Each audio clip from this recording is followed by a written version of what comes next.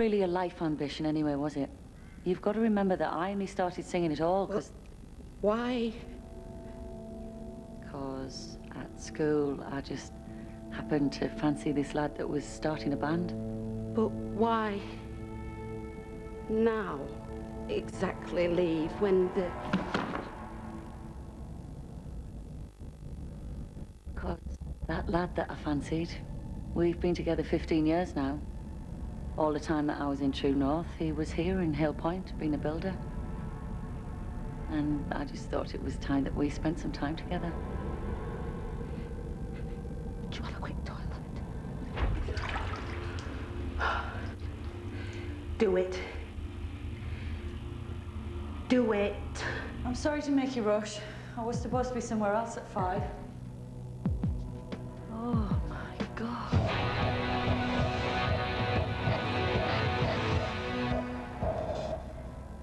Okay, now, the thing is...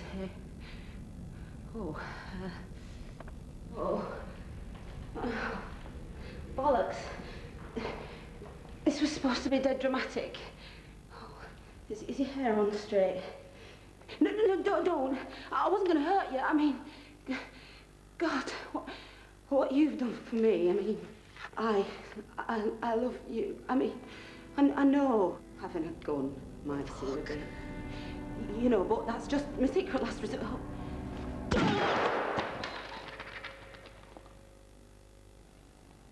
I fired a gun in Charlotte Smith's house.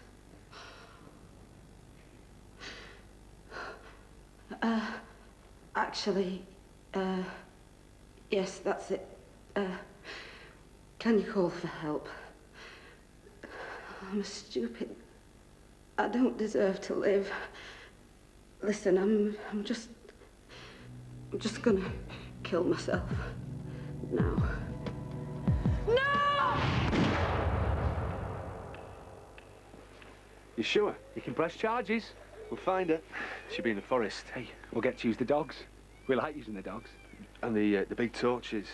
Be really exciting. Yeah. And you don't want to be worried about her coming back. Do you know what really worries me, Dainsy? That the first kid at school to experiment putting a gerbil in a microwave is now a policeman.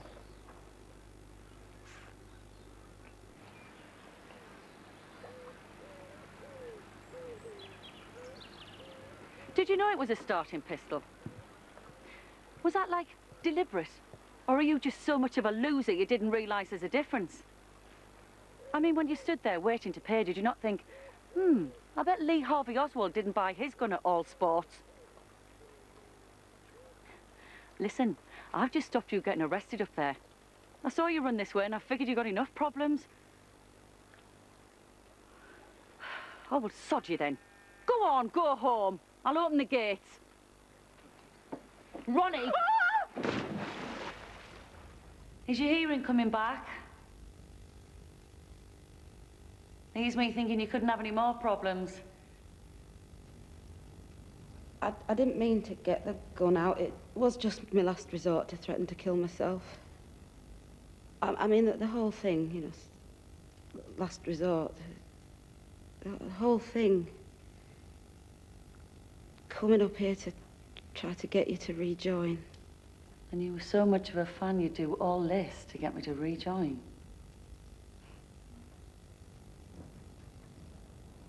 I used to be you, Charlotte. In a copycat band of True North.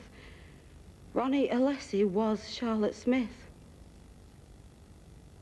We were called Untrue North. Well, they still are, the other three. Because the real band's carrying on without Charlotte. Fake band's carrying on without the fake Charlotte. Such a bloody ordinary name, Charlotte Smith.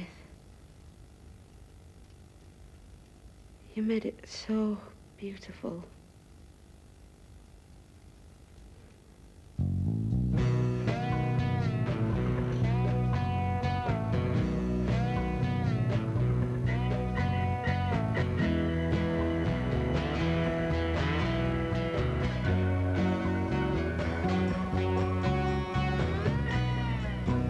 This is a big thing, kiddo.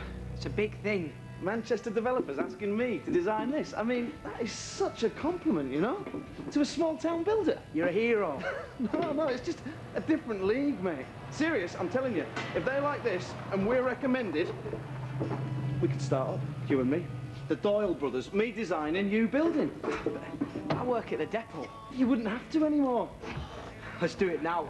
Hey! Okay, I know you're biased, but coming in here as that development firm tomorrow morning, would you or would you not be impressed? It's all in.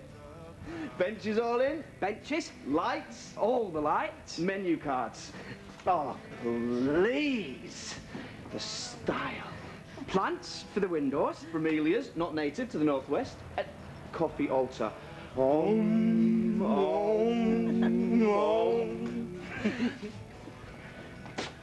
Kitchen. Kitchen. Princess amongst kitchens. Mural by starving local artist. I mean, you have to say, even as a biased girlfriend, you have to say. It's fantastic. It is, it's fun. I defy anyone driving down into Hale Point to go past those neon lights. I mean, when there's a name up there, like we haven't got a name yet. The guitar. Oh, yeah? John Lennon's guitar. 17 grand. I said it might go for over 15 at auction, and the developer said, David, whatever money, if you think it's right... And it is. It sums up the whole cafe. It's class, it's style, It's yours. No, but I was telling Kidder, if Stanway's developers like it and recommend me again, it It's could... not Stanway's. No, it could... Stanway's paid me. I paid Stanway's. So it'd be a surprise from me to you. To run, but to perform in, that's the main thing. So you can get back to writing songs and playing like you did at school. It's yours, David. You built the cafe so you can stop being a builder. Aren't you going to say anything?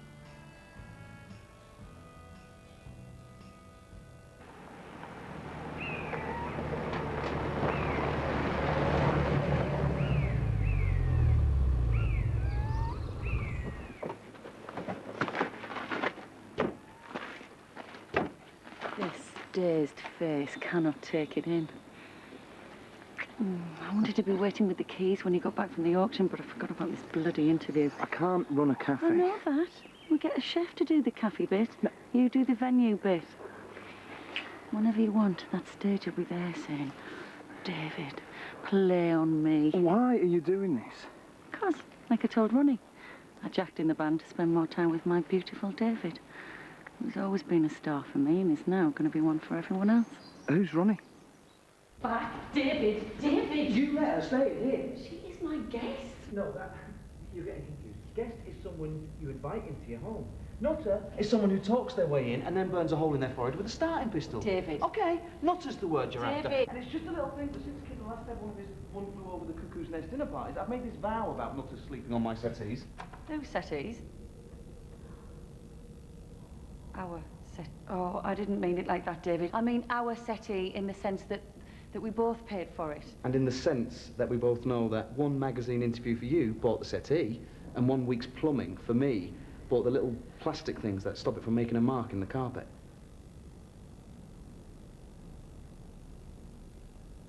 Come here.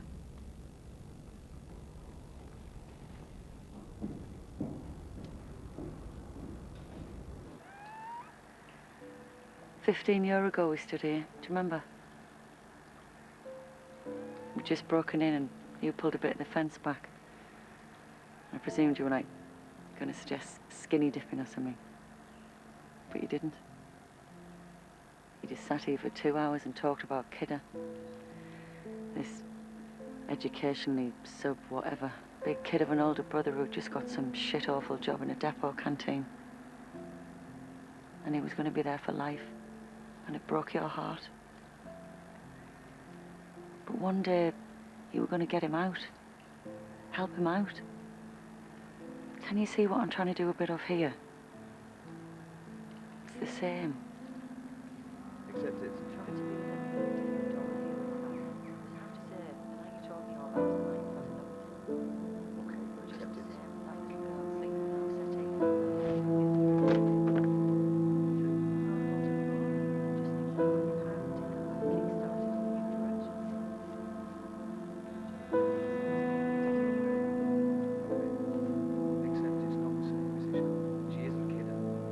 She isn't stone elder brother who I had to look after, who I had to take to Glastonbury, then missed the jam because I had to take him to Salisbury Hospital because he zipped his genitals in a sleeping bag. It is? She is a copycat of a famous singer. I know. You are famous, Charlotte, okay? That's why the manor we broke into is now yours. The lake we didn't swim in is yours. Why the old picket fence we pulled back is now 8 feet high and electrified. What did the doctor say? It's fine. It's just electric shocks. You take it easy. I knew I shouldn't have let them electrify that fence. Yeah, well, I shouldn't have, well, most things. I shouldn't have. Most things. I should have been you, though. I don't regret that. Them nights, that was as good as it got.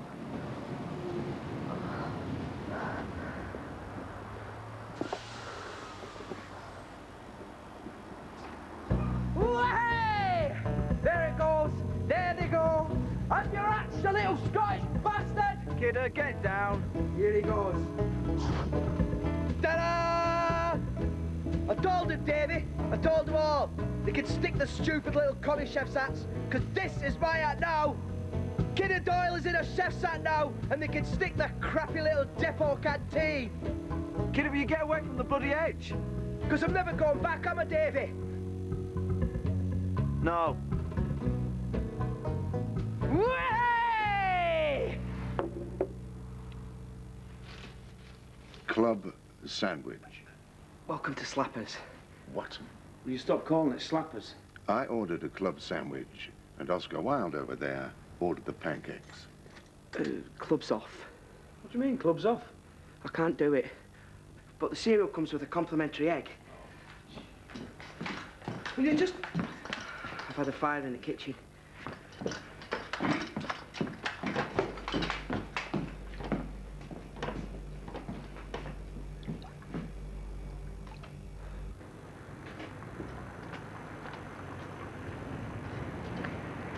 You haven't got any turkey.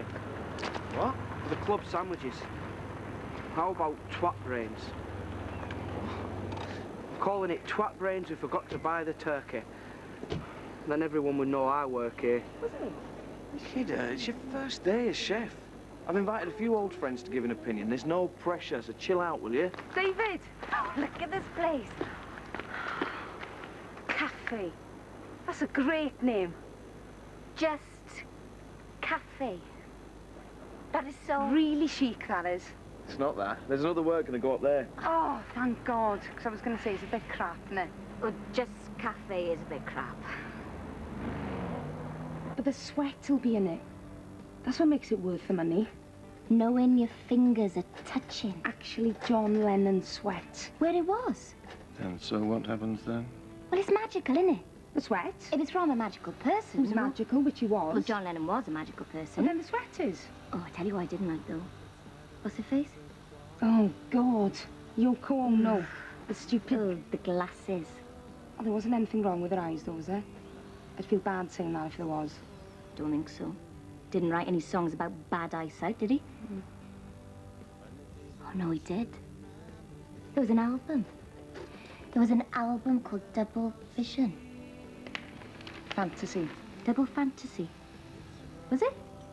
No, but you're right, you see. Because you don't know, you see. Because I didn't know that Eric Sykes was deaf. Did you know that? Eric Sykes is almost totally deaf. Good God, it's like being attacked by a stupid two-headed sheep. Oh, am I not getting any free pancakes or what? Kidder, what's happened to the pancakes? Everyone sat around waiting.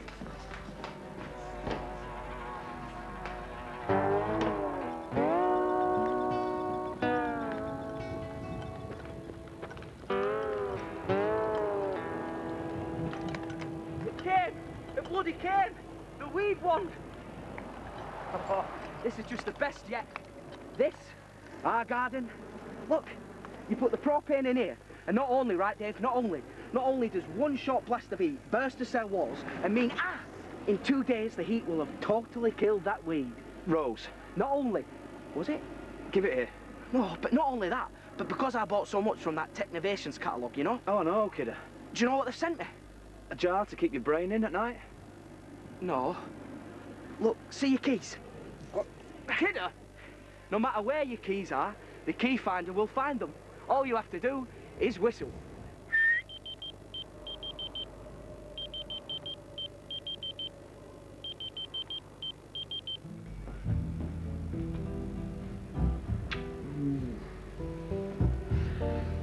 I know you turned down Richard and Judy 4 times, and I know male undergraduates go to sleep dreaming about you all over Europe, but please, would you just, for me, now, make some pancakes? Where's your head chef? I sent him to buy a turkey to avoid killing him. Well, isn't it lucky that while I was in town, I managed to pick up a very compact little pancake maker. What? Adolf Hitler? The Adolf Hitler. Was there another one? You'd have that on your wall. You'd have a painting by Adolf Hitler on your wall. It depends what it was of. If it was a nice one, say, of 2 cats. You wouldn't. You know you Look wouldn't. at this place. Oh, God. Hey, little Clive. Isn't it brilliant? You can't believe this place was your Shermadine garage. Beth Sykes. Doug Roscoe. Naomi Sykes. And little Clive. Thought I'd never see you again after you stopped doing the school buses. How's your Victorian coach tours going? It's Edwardian. The Victorians didn't have coaches. I do miss our little chats on school trips. You know, Clive? We must continue that one about black athletes and the link between sprinting and car theft. Clive was saying he could have a painting by Adolf Hitler on his wall. The point I was making is that art stands separate from the morality of its creator. Clive wouldn't have a picture up by Adolf Hitler. Precisely. Got a few of him, like. What? Did he paint? Adolf Hitler? Hey, I tell you who does paint. Brian Ferry. Oh, for Christ's Ronnie. sake. Have you not been introduced? Clive, Mr. Roscoe, the Mad Sisters. I saw a guitar like that yesterday. 2 guys had it on the train. Big daft-looking bloke and a really beautiful one. Look, it's a bad idea, this. I've embarrassed myself enough round here. Oh, no, apparently not. David, this is Ronnie. Glad you like him. The nutter? I think she fancies you. You brought the nutter with a starting pistol back? She used to work first-class buffets on trains.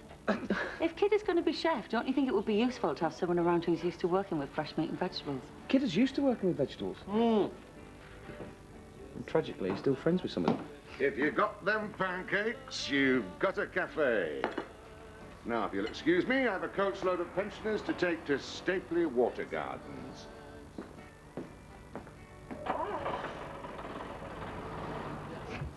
Why? What did she say about fancying me? I knew that was coming. God, your sex is pathetic. Girl, broken in, making pancakes. It's all right, kiddo. Ronnie, I think David wants a word.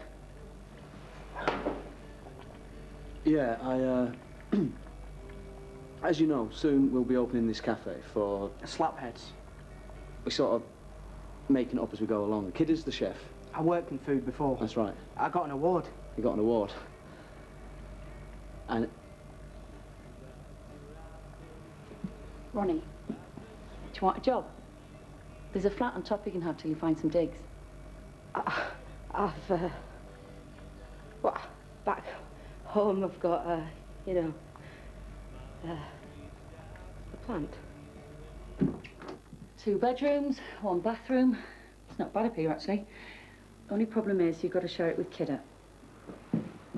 That's the award I got. If, you know, you want to see your boss's award, that's, Personal hygiene. 4 stars. A lot of people only got 3. Forgot about fingernails. Look, Charlotte, Charlotte, I'm not your problem. I know.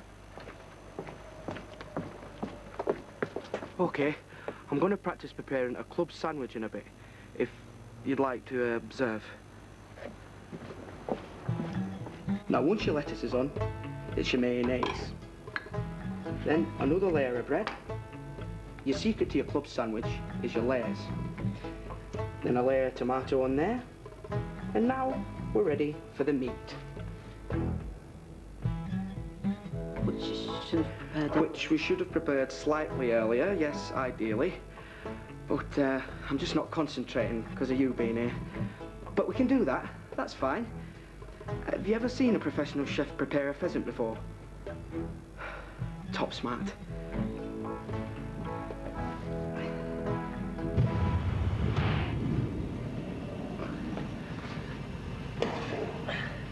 Little bastard.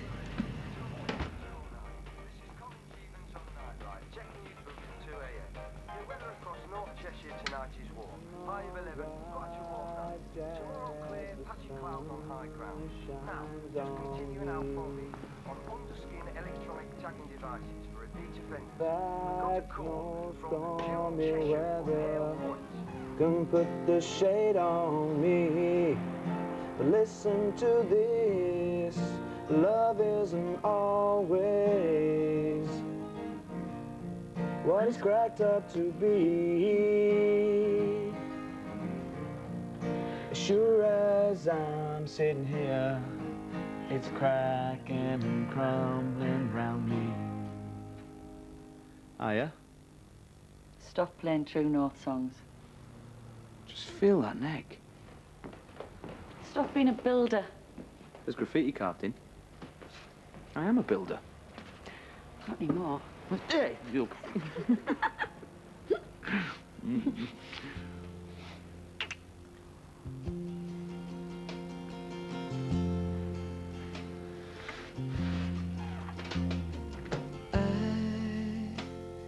Want to be noticed by you. See me. Please believe me, I do. 'Cause I'm sure that it's nothing obscene. Here I want you.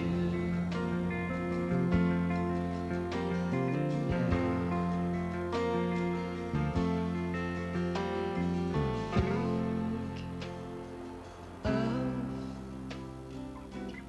all the good that I have. Hold on. Make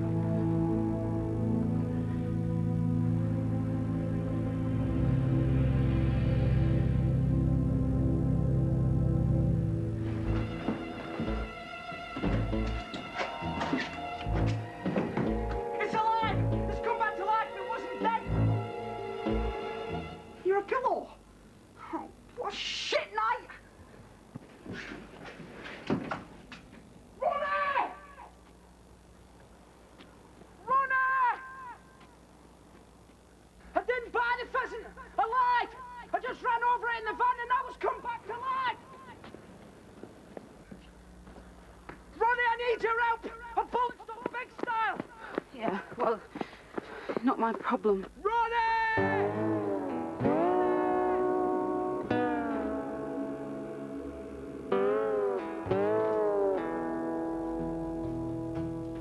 All right, kiddo. What have you done?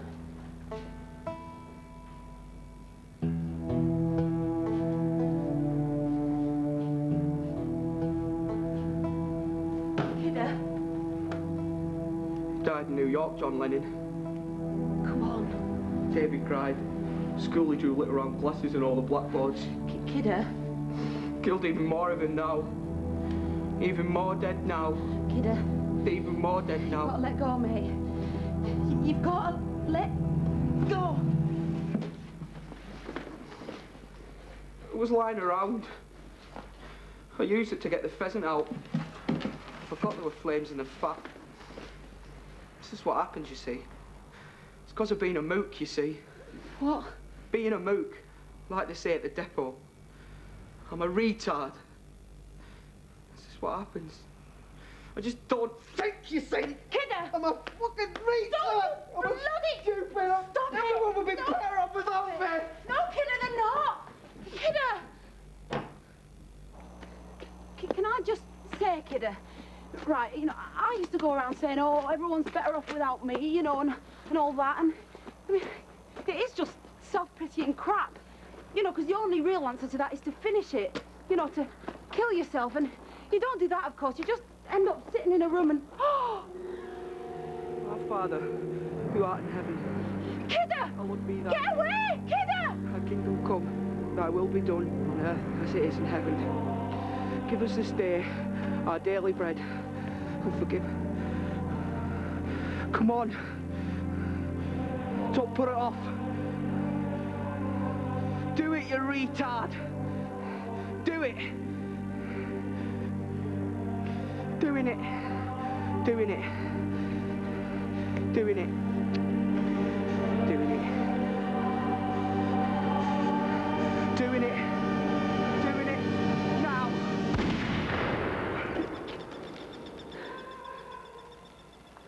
Stop it! What are you doing? I'm killing myself. Why? Because of you. Yes, because if you jump, it'll be my fault.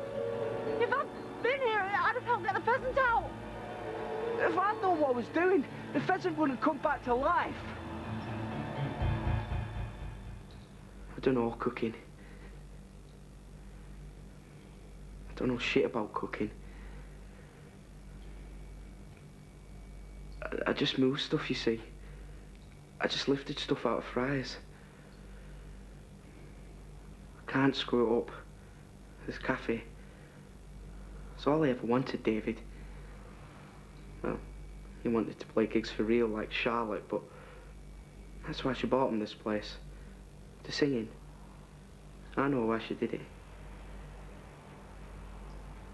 Do you know what singing is, kiddo? It's what happens when you build up air in the body and release it slowly over the vocal cords.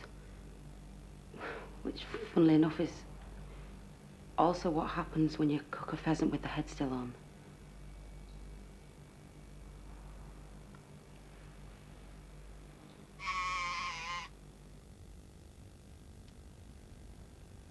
Why did you leave the band?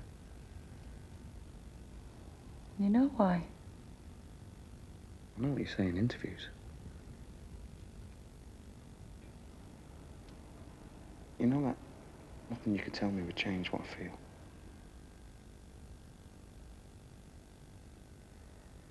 Right. Okay. Before we start, okay? That is one of the greatest myths of mankind. There are more relationships that have ended where nothing you could tell me would change what I feel was the penultimate sentence, okay? And B... It's just a weird thing to buy a cafe. Don't look at it as a cafe, David. Look at it as a Taj Mahal. Which is what? What it is proof, if you want it. It's the biggest, tangible. Proving that you love me. If you want. To the world. Partly. Or to yourself.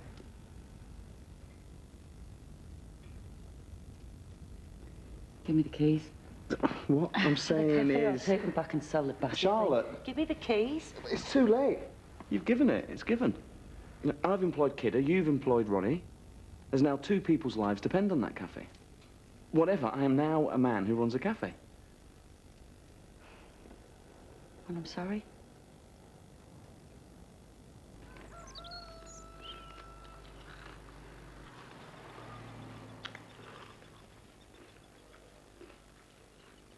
Pheasant Valley Sunday. Brilliant. Pheasant Valley Sunday. Right. So how about if we got then on the album songs with a pheasant connection? Right. 1. Pheasant Valley Sunday. Peninsula Radio, 206 to 209. This is 6 Randy o'clock. McGinney saying, good morning. We've been doing this for 6 hours. We are. 14. Yo. Look at that. It's tomorrow. It's a beautiful new day. Oh, no.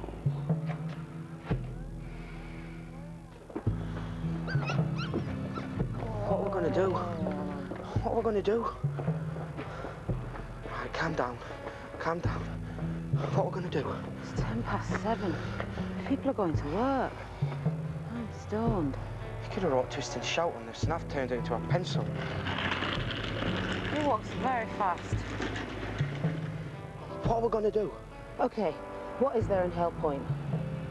Factories. Nothing that way, just farms. Lancashire down there. Cheshire up there. Kidder, is there a music shop? Buy another guitar, swap the necks.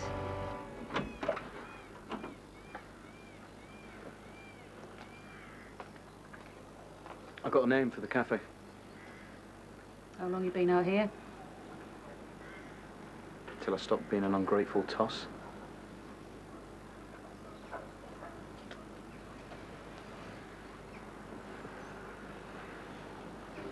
So, what's your cafe going to be called, Mr. Doyle? Dunno. But I'm going to get the name from whatever John Lennon scratched on the neck of that guitar.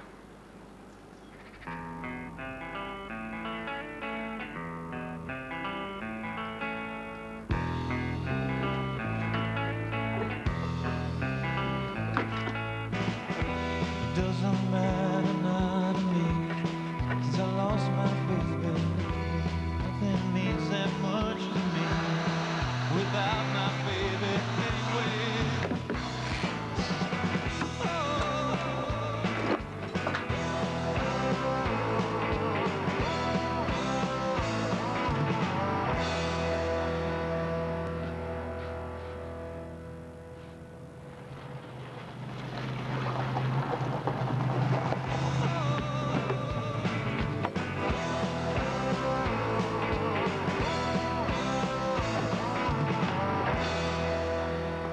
Ronnie?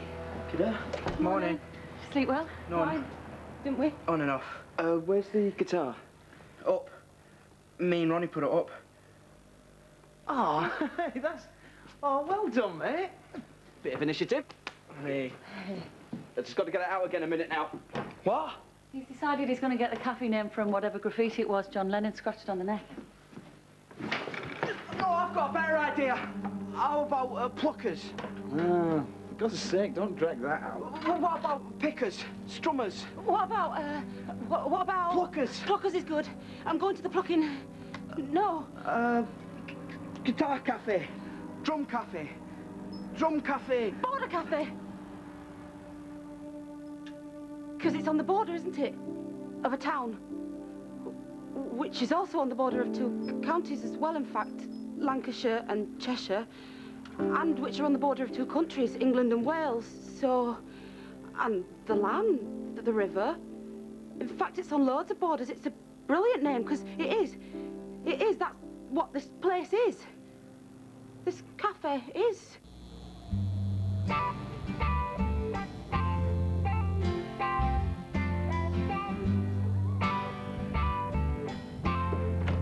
All right.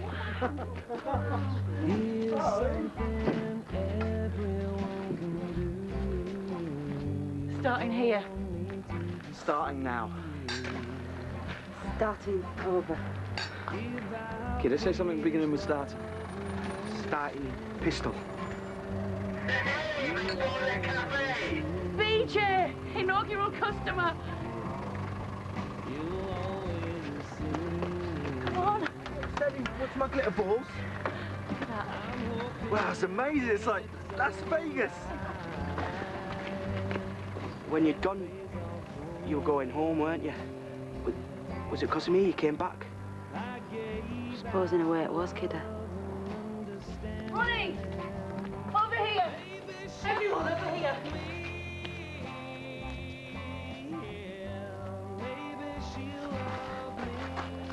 I mean...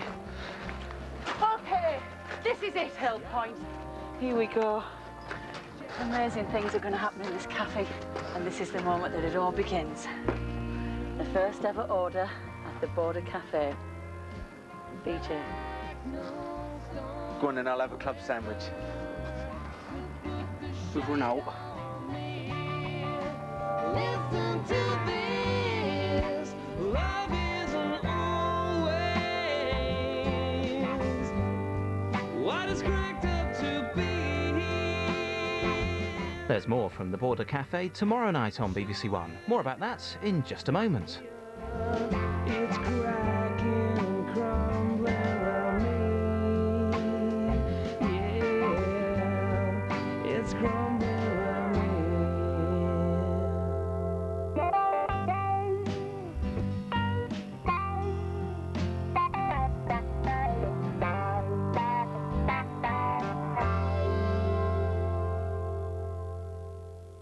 Party. At one time... 8 till 10. Find out on Stars and Their Lives, the show that tells the real stories in the life of a star. Please welcome your host, Carol Vorderman.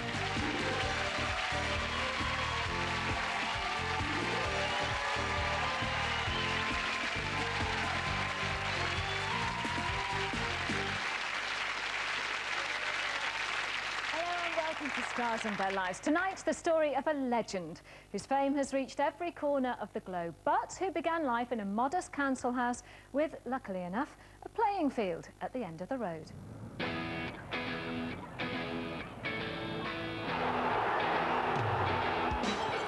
You know, in those days we used to use this thing for those who misbehaved, but in his case, it was never necessary. Probably sound rather boastful, but he appeared to be head and shoulders above a kid of his own age, and even some older than what he was. He used to play the lads at snooker. Nobody could beat him.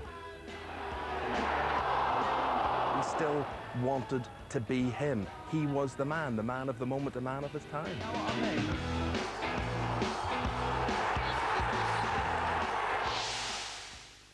So, a snooker player with obvious links with Northern Ireland. A man of his time, have you guessed yet? More clues. His dad and his granddad worked on the shipyards in Belfast, while his mum, who had 6 children, worked at the local chippy. An anonymous enough start for a man who was to become instantly recognisable. When we're walking through the streets, it's amazing. Everybody idolises him, want to be near him, talk to him, touch him. It's amazing, it's fantastic. He was a lovely pupil. He was a very quiet boy. He was extremely a capable boy. And in all my recollections, he was one of the best pupils that we had had at that time. He's kind, loyal, very competitive, very bright. Sharp. Very sharp. Ugly. Too sharp. Particularly ugly. No one thinks he's good looking, do they? Obviously, his appeal to women in those days was tremendously good-looking and a sex symbol, and I should think he was on many a wall and posters and all of that. He's quiet, sharp, clearly a man's man, but one who can certainly attract the girls. The final set of clues, and it takes us to Manchester.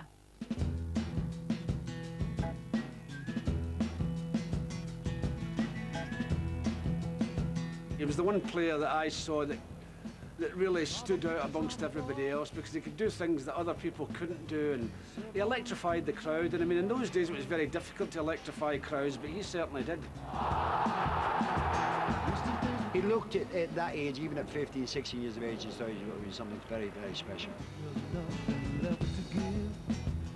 We were in digs here. We would spend the hours playing cards. Sunday afternoons, he would be out here playing with the kids in the street, just kicking a ball around here on the concrete. So that's all he really lived for in those days, to play football.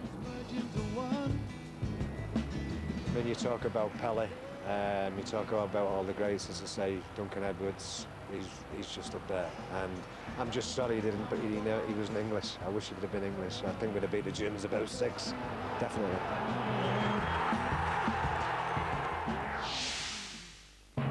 He's the Belfast boy who became the first soccer superstar. Ladies and gentlemen, please welcome George Best.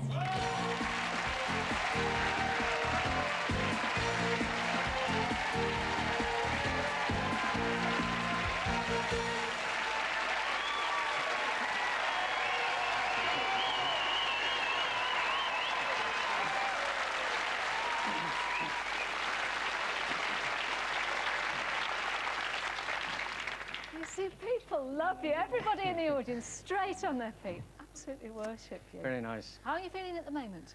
Okay, yeah, still a little bit tired. I've still got a little bit of a way to go. Yeah. But at least I'm still here. You're still here, Yeah. George. And Alex, your wife, is here with us too. Is he behaving himself, Alex? He is, yes. Been very good. Yeah? You're keeping a watchful eye on him? I certainly am, especially at the moment. He's lost too much weight and he's looking too good looking at the moment. Now, there's a huge reaction here, but a huge reaction when you went into hospital recently. You had thousands of letters, didn't you? Yes, it was very heartwarming, to say the least. I had, I think, between 3,000 and 4,000 letters. Did you really? And it was nice because the nice thing, one of the nice things that came out of it is that the fact that people are only interested in the football side of it. Yeah. And that, to me, is what it's all about. I mean, it's been the one thing I've wanted to do since I was a kid. I had a dream that came true. Yeah. And, you know, all the other rubbish people will forget about. But it was football was your dream, it was your passion. I mean, even as a young child. It was, and, you know, I was the same as all the other kids. All we dreamt about was kicking a ball and going across the water, as we called it. And, you know, we all played, but when I was a kid, I was so small and skinny. You know, a couple of Irish clubs had watched me play when I got to sort of 13, 14. Yeah. But they basically said I was too small to make it. They didn't want me, so it sort of was a little bit of a body blow. And then, of course, Manchester United came in, and the scout contacted us from that, and that was it. I mean, I remember the day they came to the house, and my dad said to me, you know, Manchester United want you to go and play for them, and I couldn't wait. Of course, I ran to the top of the street and told all my pals that I was going to play for Manchester United, and they thought I was totally crazy. That was a dream. And your dad's with us, Dickie Willie. Yeah. Now, you have a lot to do with this, because when George was 6, you taught him something special about football, didn't you? Yes, I taught him to kick with his weak foot, his left foot, and he told me he couldn't do it, and I said, but you can. And I started to show him right foot, left foot, and I said, if you want to be a footballer, you've got to learn to kick with both feet. So I don't know if it's stuck in his mind or not, but apparently when he reached the age of about 11 or 12, he was practicing against the gable wall of the shops, right foot, left foot, right foot, left foot, and then reversed it. Yeah. And apparently did that for hours. Is that because your dad told you? Yeah, I did everything my dad told. Well, most of the time. Most of the time. One man who obviously had a huge effect on the world of football as a whole was Sir Matt Busby, but he was crucially important to you, wasn't he? He was, you know, he was the one, you know, being away from home, it's always difficult for anybody. And to find someone who you had to look up to, and at the same time, he was the boss. I mean, we still call him the boss today, and he was the one, you know, he put up with a lot in the later years, but a very special man. Well, of course, Sir Matt is no longer with us, but his family remain huge admirers of yours. So would you please welcome Sir Matt's son, Sandy Busby.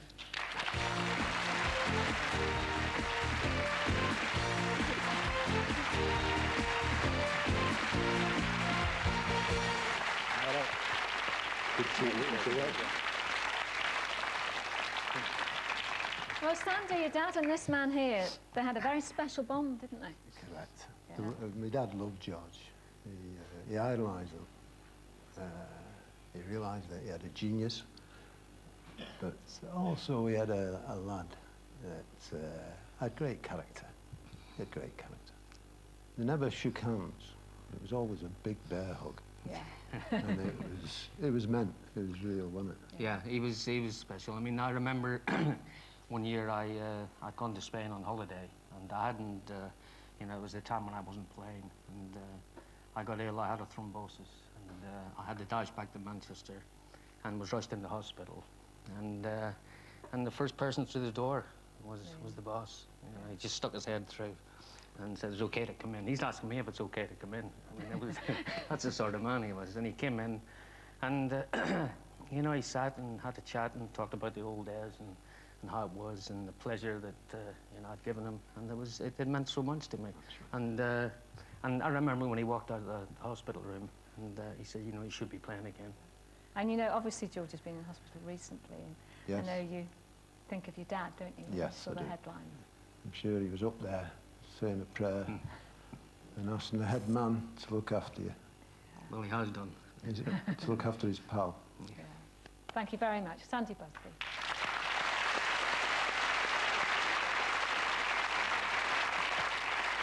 Well, George, I was one of the youngsters who had the privilege of watching those magic feet scoring goals. But for those youngsters watching now who weren't that privileged, let's just see you as your one-man scoring machine. In the middle is Morgan and Best. Hook could lose it, it's Best! Well, what a comeback!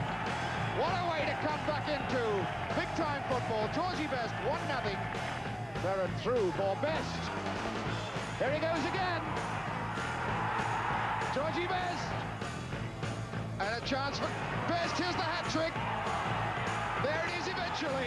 Kid again. Here's Best. Number 4. Best going through the middle.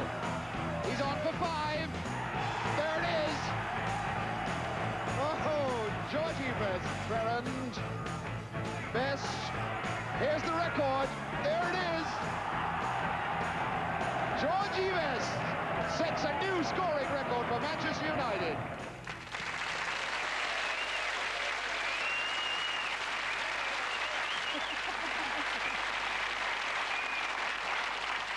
Just fantastic days. It's just wonderful to watch.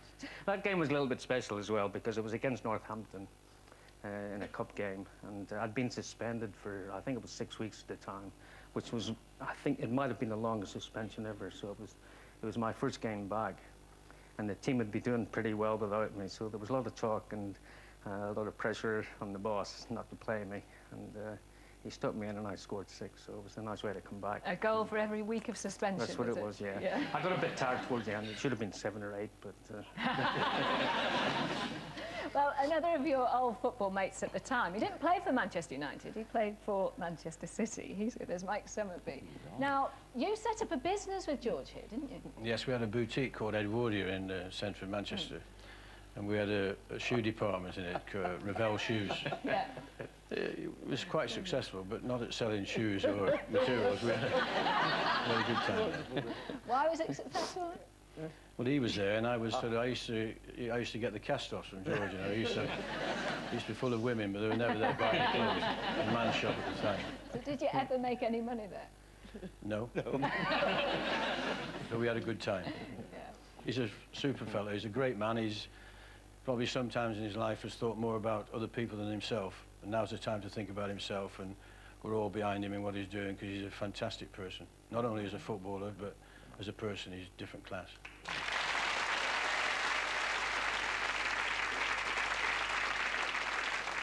Well, you've gained friends over the years and you've kept every single one of them. But one man who's probably been associated with you in public life more than any other is one of your best friends. He's a football aficionado. He's not a player, But he is the king of the chat shows. It is, of course, Mr. Michael Parkinson.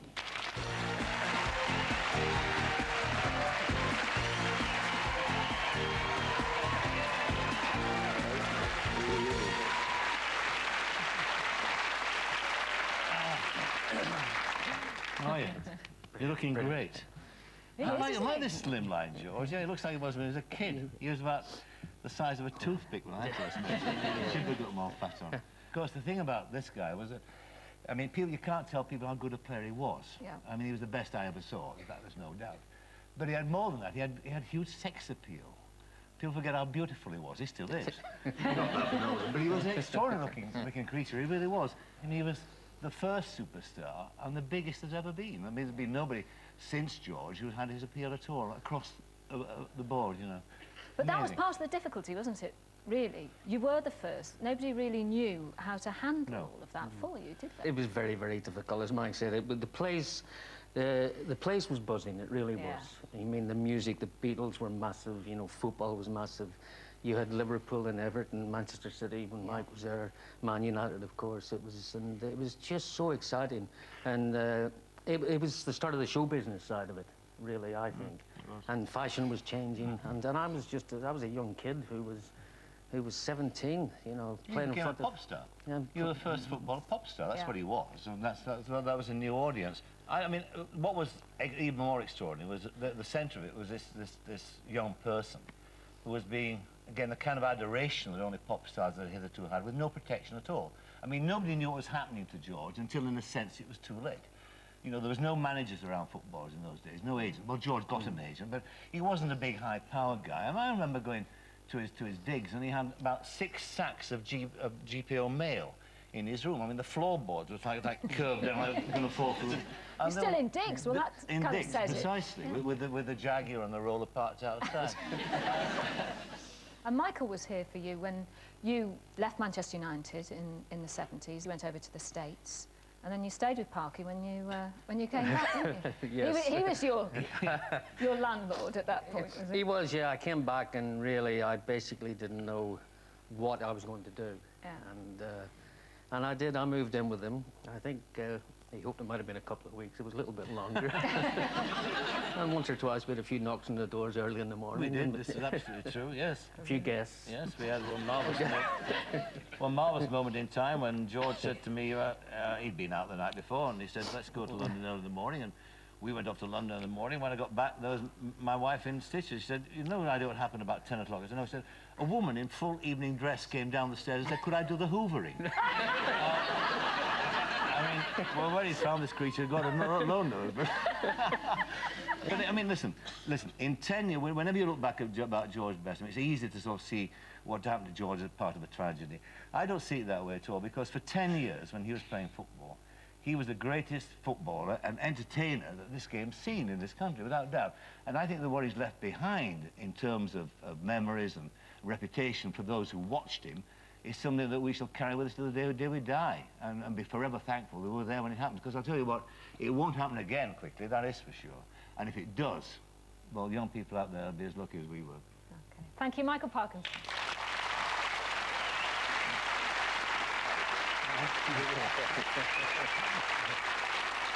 Join us in part 2 as we look at the life of one of the best footballers ever produced by the British Isles, the first soccer superstar with the looks to match his footballing talent. Always the best for Georgie. 4, men's grooming aids, real masking, aftershave, hairspray, talc, the lot. 4 brings out the best in a man.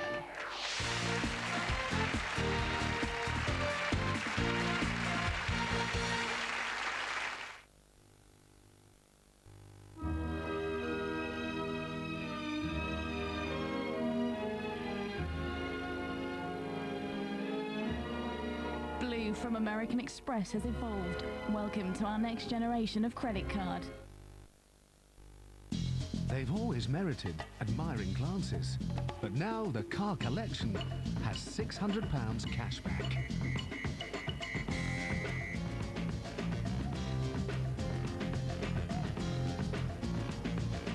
And the Fiesta Z-Tech has £750 cash back. And as both come with 1 year's free insurance from only 17 years of age, it's even easier to see why. Ford demands a closer look. What have you got for my secret mission? This? Is it a perfume? No, it's new Imac cream with fragrance sensation. Oh, really? It contains fragrance microcapsules. Mmm. And it leaves the skin perfectly smooth. And how would you know? Imac with new fragrance sensation. And now a new way to remove hair, keeping your legs smooth day after day. New Imac Silk Creme Hair Removal. Imac, mission impeccable. Right now at Farm Foods, prices aren't just down. Oh no, they're down. McCain Potato Smiles, who wouldn't? Down to 49 pence. 2 Farm Foods lasagnas, they're down to 99 pence. Yes, for 2. McVitie's Devonshire Apple Pie, down to half price, 74 pence. If you like a well-stocked freezer, prices are down at Farm Foods, the frozen food specialists.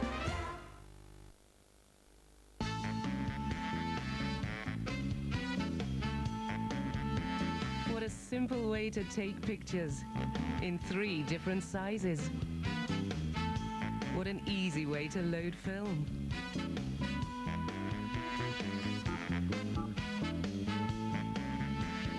What a neat way to choose prints.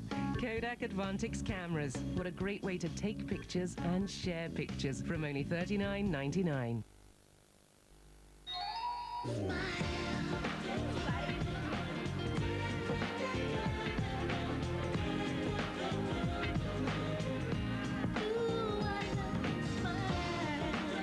Chewing Ice White is the easy way to reduce the stains that build up on your teeth, time after time, throughout the day.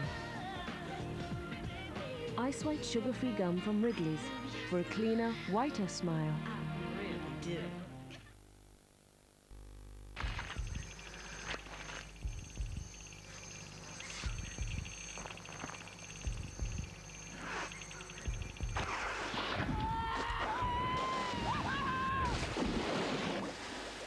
A serious mouthful of fruity juiciness. Starburst, get your juices going. Honey nut shredded wheat. 2 little boys had 2 little toys, each too Moorish to share.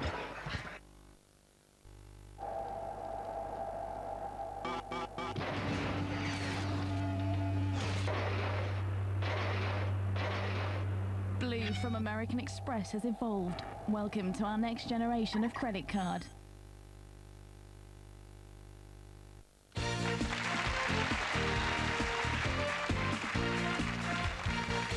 Young, good-looking, long hair, like the Beatles. He became, in a way, the 5th Beatle, and it was just an era that everybody particularly enjoyed. It was the music, and of course there was the football as well.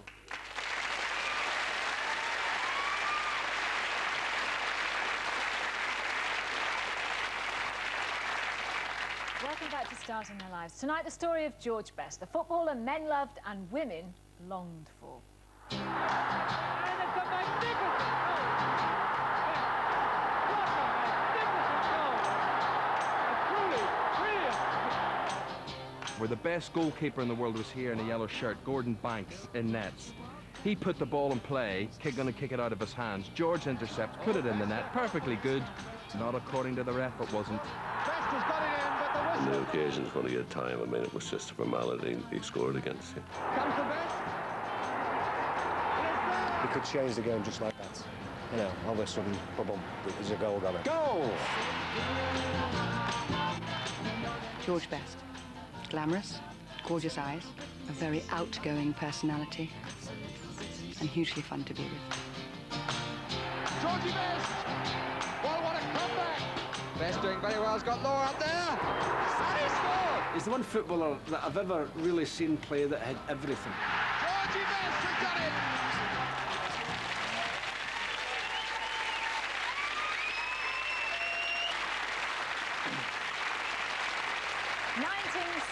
We've already seen the man you hugged in mid-air there, that was Paddy Crerand. yeah. Paddy Crerand.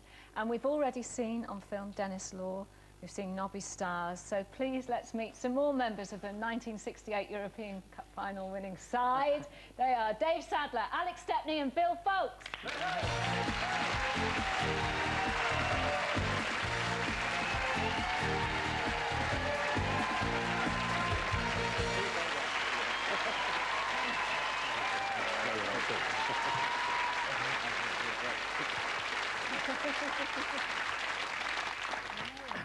All the boys back together.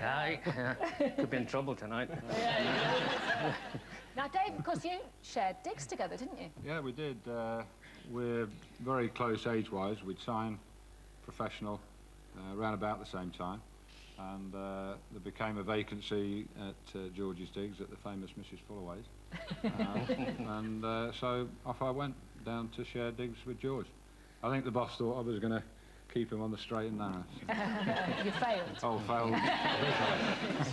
What's it like to see them all together? Oh, it's brilliant. It's great. Brilliant. Yeah, they really.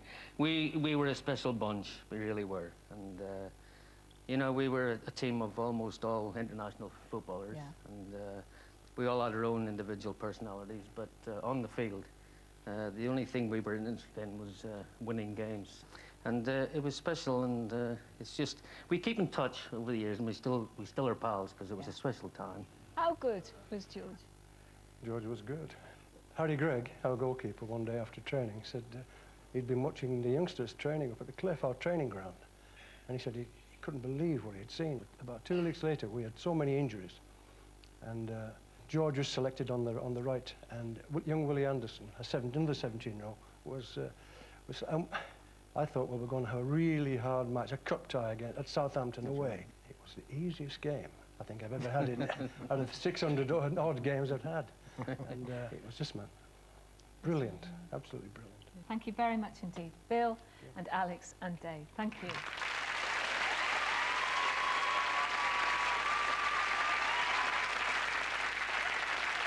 You had it all. You still have it all. It's fantastic. But life for you has been a little bit of a roller coaster, hasn't it? You wouldn't deny that. To say the least, yeah. Yes, there's been tough times. I mean, again, the times that we've just watched were very, very special. Yeah. But the downside of it were down. I mean, I've been in hospital. I went to prison. I was getting in fights. But the alcohol was the thing that really, obviously, started quite a bit of it. It's a shame because I enjoyed a drink. You know, all my friends enjoy a drink, but it doesn't affect them like it affected me. I just didn't know when to stop, and my friends have a drink with me, and I must say, Carol, as well, it annoys me when people talk about my friends and having a drink when they're with me.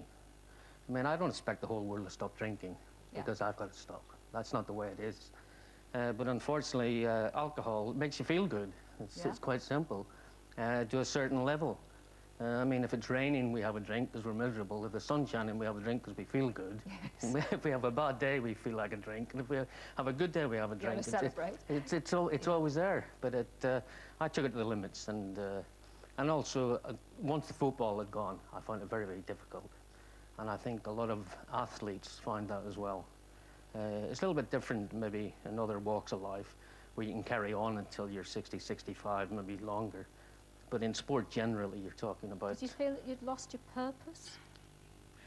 I feel that I'd lost the love of something that I'd loved since I was a kid, since as long as I could remember, since I was a year old, since I could walk, I was kicking a ball around. And I think that was part of it. It wasn't the main reason, but it was one of the reasons I found it difficult to handle life away from not the adulation, but the fact that I couldn't do something that I felt that I was better than anyone else at, and that it was taken away. And as always, in a way, I tried to replace it with something. And alcohol is certainly not the thing to replace it with. It's a drug, and unfortunately, it's taken a long time for people to realize that it is a drug. Well, obviously, earlier this year, you hit rock bottom with it. You went into hospital very seriously ill. You're here to tell the tale. So let's meet the man who was crucial in getting you better at that time. He's with us tonight, Professor Roger Williams.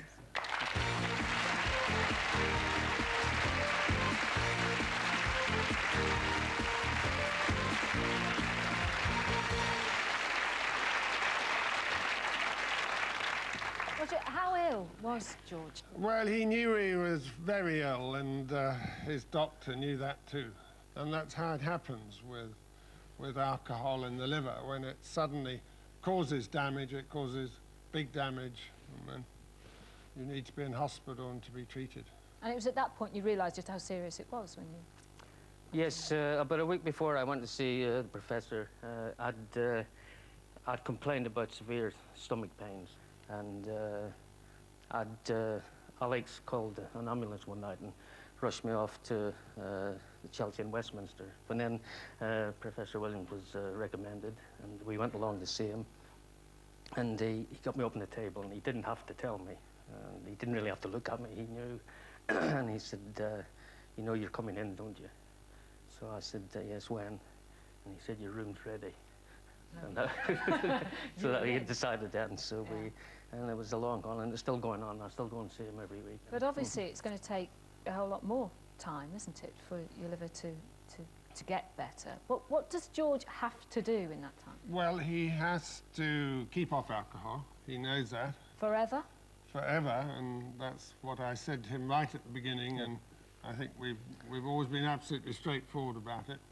And but the liver is a remarkable organ that it does recover, but it takes time, and that's why George is still coming to hospital, continuing on medication. But the liver can make an enormous recovery and can go back nearly to normal, sufficient to have normal life and enjoy everything but alcohol.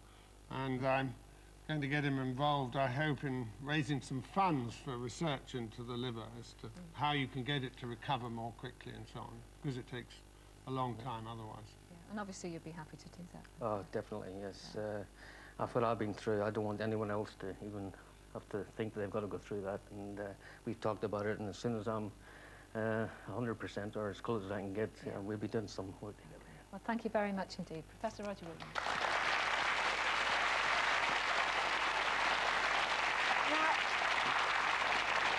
Heard, and correct me if I'm wrong, that you once said, I spent all my money on booze and women, the rest I squandered. Is that right? Yeah, you forgot the fast cars. Oh, on the fast cars. No, sorry. Got that slightly wrong. Well, obviously, you know, you were associated with a number of women over the years. You were married in the 70s to Auntie Best. But one of the women who adored you, one of the flood of women who adored you, was Susan George, and this is what she's got to say about you. He came to visit me on the set. I was making a film called Spring and Port Wine. And the crew were just, well, James Mason, forget James Mason, who was playing my father, and all of us as a fairly rich cast. And everybody was just thrilled to bits. They really were. When you become a larger-than-life person, and you are, in fact, a larger-than-life person, and you are so talented, as he indeed is, in one area, that everyone admires him so much for, you are watched by the world, the public, the press, all the days of your life, and that's really hard to deal with. I wish him so well, because he's a great person, and he's a fighter too, and he's got a really feisty personality, and he won't let this downtime get to him. He will go on and live to fight and do everything he's capable of doing all over again, mark my words. He really will.